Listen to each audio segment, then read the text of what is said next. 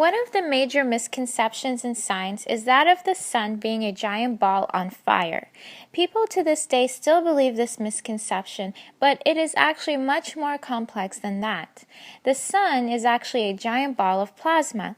The sun is basically a nuclear fusion reactor, and each second the sun converts 700 million tons of hydrogen into 695 million tons of helium. This releases energy in the form of gamma rays. The gamma rays are mostly converted to light eventually. If the sun was in fact on fire and if it generated heat and light by ordinary burning, it would have long since consumed itself and become dark. Nor can the sun or any other star keep shining simply because it is extremely hot. Scientists know that since the sun has been shining for about 5 billion years and will continue for at least that many more years. Only a very large and long-lasting source of energy could power the sun. Albert Einstein in 1905 first defined the relationship of mass to energy with the formula E equals mc squared. In a reaction following this formula, a very large amount of energy is released from a relatively small mass.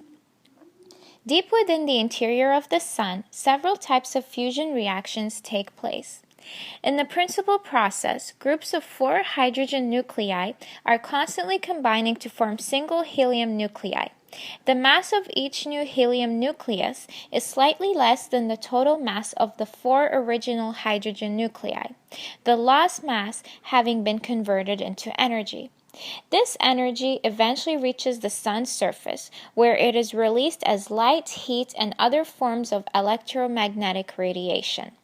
Although the mass loss from each individual reaction is extremely small, the total loss for the entire sun is some 4 million tons every second. Sources used for this presentation are lecture notes, the course textbook on Chapter 14, The Sun, and howstuffworks.com. Thank you for listening.